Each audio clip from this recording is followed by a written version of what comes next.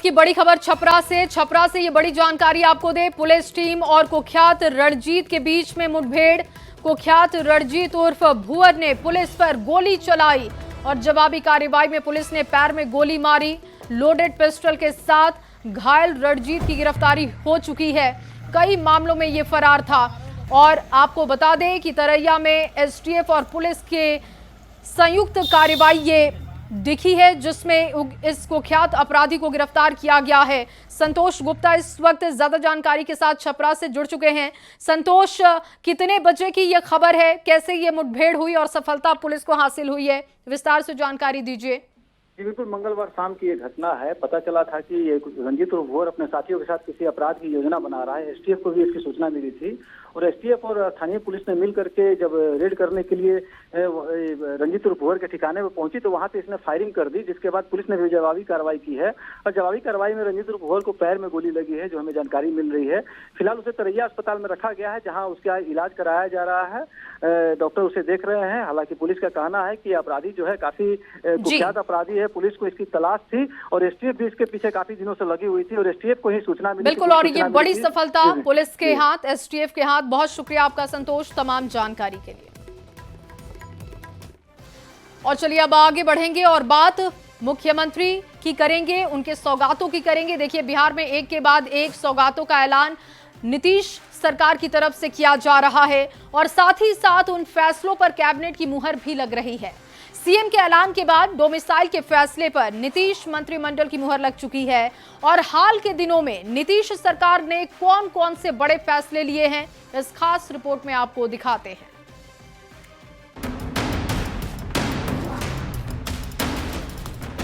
बिहार में इसी साल विधानसभा का चुनाव होने वाला है और चुनावी साल में सीएम नीतीश जो ऐलान कर रहे हैं उस पर तुरंत कैबिनेट की मुहर भी लग जा रही है। प्रगति यात्रा के दौरान किए गए वादे हों या हाल के दिनों में लिए गए कई बड़े फैसले, मंगलवार को नीतीश मंत्रिमंडल की बैठक हुई और 36 अहम एजेंडों पर मुहर लगी।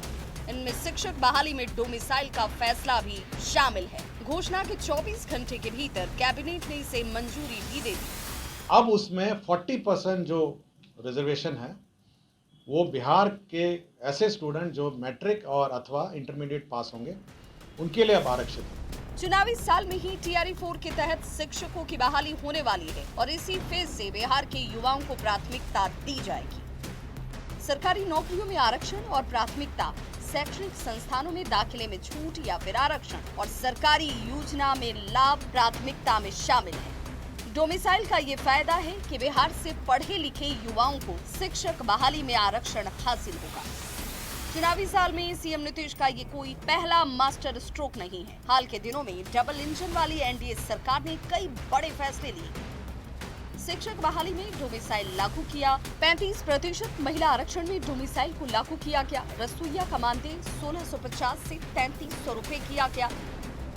रात्रि प्रहरी का मानदेय 5000 से दोगुना कर 10,000 किया गया।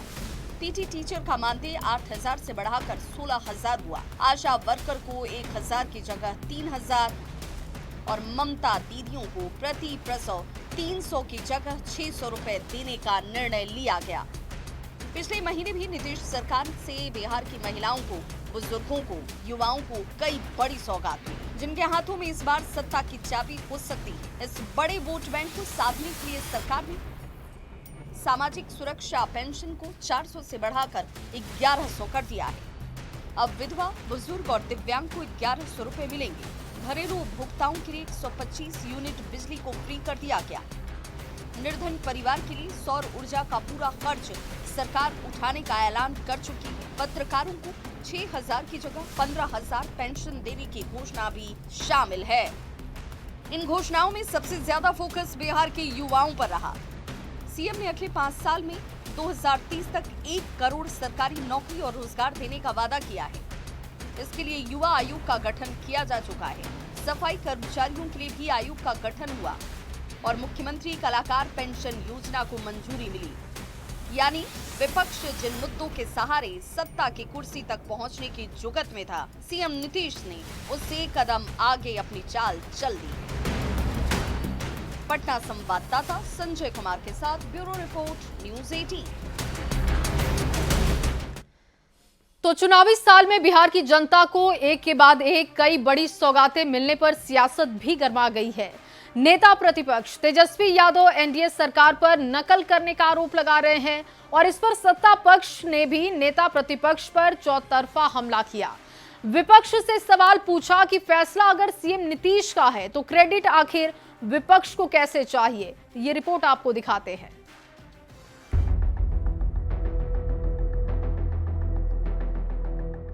चुनावी साल में नीतीश सरकार एक से बढ़कर एक बड़े ऐतिहासिक फैसले ले रही है।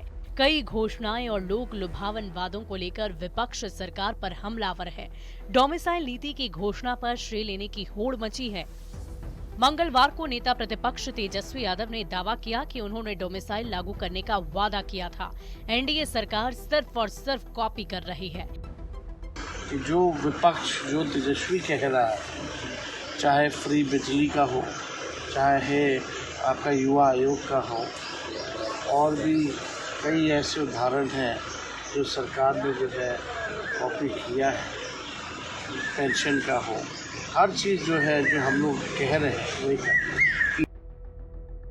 तेजस्वी ने दावा किया कि सरकार माई बहन मान योजना को भी कॉपी करेगी, क्योंकि एनडीए सरकार के पास अपना कोई विजन या रोड मैप नहीं है। विपक्ष की क्रेडिट पॉलिटिक्स पर पलटवार करते हुए डिप्टी सीएम सम्राट चौधरी ने पूछा कि फैसले सीएम नीतीश ले रहे हैं तो विपक्ष को क्रेडिट कैसे मिल सकता है। सोशल मीडिया पर लिखा कि लालू और कांग्रेस के राज में न रोजगार ला पाए और न ही व्यापार। एनडीए कुछ भी करे तो कूद कर क्रेडिट लेने निकल पड़ते हैं। आरजेडी कांग्रेस की पहचान है, एक क्रेडिट खोर तो दूसरा क्रेडिट चोर। डोमिसाइल पर क्रेडिट की बात पर भारतीय जनता पार्टी के साथ साथ जनता दल यूनाइटेड भी तेजस्वी यादव पर तीखे तंज कस रहा है।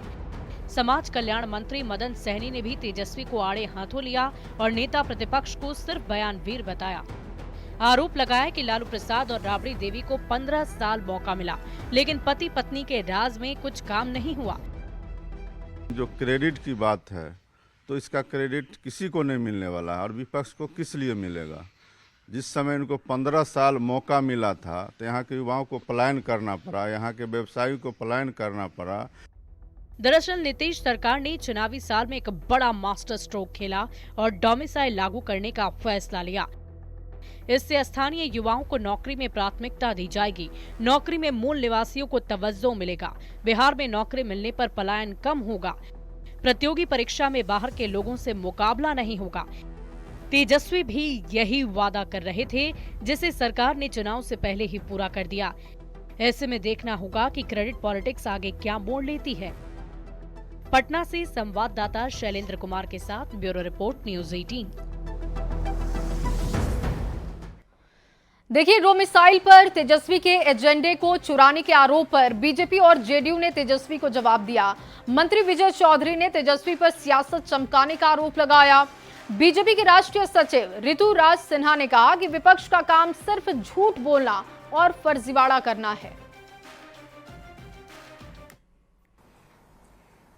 ये बहुत बड़ा फैसला है जिसका इंतजार बिहार के युवा, जैसा कि हमने कहा, दशकों से कर रहे थे कि कुछ पार्टियां दावा कर रही हैं कि हमारा एजेंडा चुराया जा रहा है, हमारा एजेंडा लिया जा रहा है, या हम जो कहते हैं सो कर देते हैं।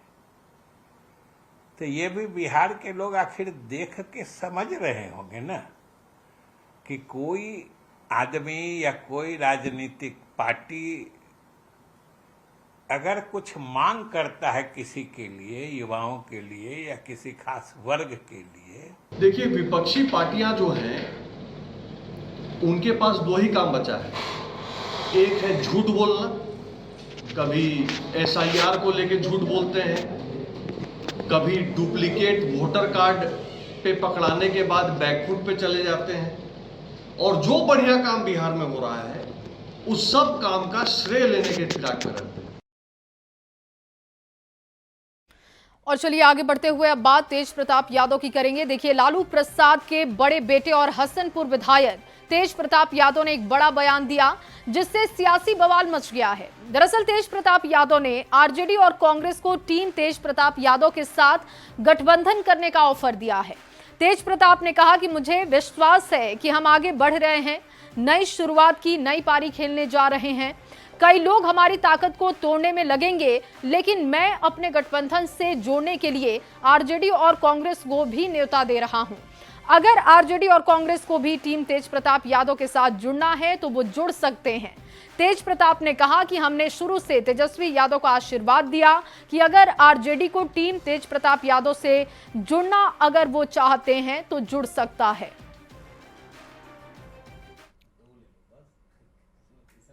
कि हम लोग का ताकत तोड़ने के लिए बहुत सारा लोग अभी लग जाएगा, अभी से बहुत सारा लोग लगेगा, और अपने गठबंधन से जुड़ने के लिए और भी दल हैं, चाहे आरजेडी है, कांग्रेस है, उनको भी हम न्योता देने का काम करते हैं। अगर उनको जुड़ना है तो जुड़ सकते हैं, वो भी जुड़ सकते हैं। सब लोग एक साथ एक समर्थन हो तो अच्छी बात है। सब लोगों के साथ हम लोग जुड़ने का काम करेंगे। जिनको मेरा मजाक उड़ाना है, जिनको हंसी उड़ाना है, वो हंसी उड़ाते रहे, हवा में उड़ जाएंगे। और वहीं आरजेडी और कांग्रेस को तेज प्रताप के ऑफर पर सियासत गरमा गई है। कांग्रेस ने तेज प्रताप के ऑफर पर कहा कि तेज प्रताप ने क्या सोच समझकर बुलाया है, उसका जवाब वही दे सकते हैं। संविधान सभी को अपना अधिकार देता है अपना अपना डिसीजन लेने के लिए। कोई अगर अपनी पार्टी बनाती है, कोई अपनी बातों को रखता है, तो संविधान के तहत है। अब उन्होंने जिस तरह से लोगों को बुलाया है, बोला है, ये तो उन्होंने क्या सोच के बुलाया है, इसका जवाब वही सही दे सकते हैं। तो तेज प्रताप यादव के ऑफर पर देखिए अब सियासत गर्म है, एक के बाद एक उस पर जवाब भी दिए जा रहे हैं। कांग्रेस का जवाब हम आपको सुनवा रहे थे। और अब बात सीतामढ़ी की होगी, पुनौरा धाम की होगी। देखिए 8 अगस्त को सीतामढ़ी के पुनौरा धाम में केंद्रीय गृह मंत्री अमित शाह और सीएम नीतीश कुमार मां जानकी मंदिर की आधारशिला रखेंगे। मां जानकी की धरती पर मंदिर निर्माण को लेकर भव्य तैयारी शुरू हो गई है। किस तरीके की खास तैयारियां 8 तारीख को लेकर की जा रही हैं, आपको इस रिपोर्ट में दिखाते हैं।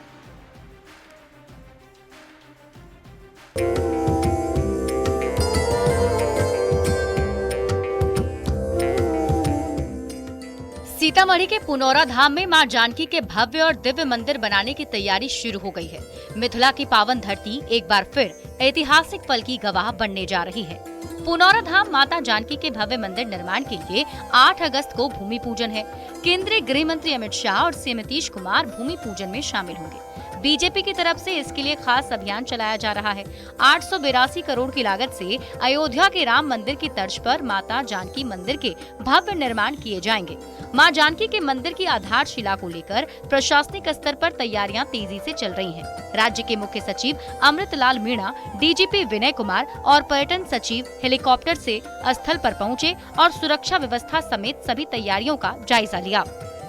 8 अगस्त को सीतामढ़ी के पुनौरा धाम में भव्य जानकी मंदिर निर्माण को लेकर आधारशिला रखी जाएगी, जिसको लेकर केंद्रीय गृह मंत्री अमित शाह और बिहार के मुख्यमंत्री नीतीश कुमार का सीतामढ़ी के प्रसिद्ध पुनौरा धाम मंदिर में आगमन होना है। तो मंदिर में पूजा के बाद पीछे जो नया मंदिर जहाँ बनना है उसका ईशान कोण में पूजा होगी, भूमि पूजन।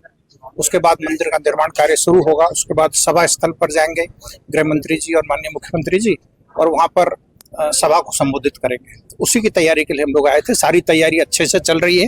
पुनौरा धाम में माता सीता मंदिर के शिलान्यास को लेकर धार्मिक न्यास बोर्ड ने बताया कि मां जानकी के मंदिर का शिलान्यास ऐतिहासिक होने जा रहा है। शिलान्यास से एक दिन पहले यानी 7 अगस्त को पूरे बिहार में दीपोत्सव मनाया जाएगा।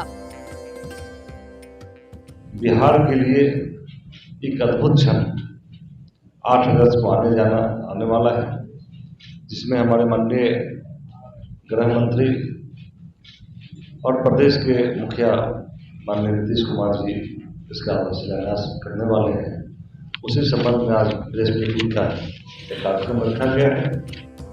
मां जानकी के भव्य मंदिर निर्माण को लेकर पूरे बिहार में उत्साह का माहौल है। मां जानकी का ये मंदिर बिहार के धार्मिक पर्यटन को नई ऊंचाई देने वाला है। न्यूज़ 18 के लिए सीतामढ़ी से राकेश कुमार और पटना से धर्मेंद्र कुमार की रिपोर्ट।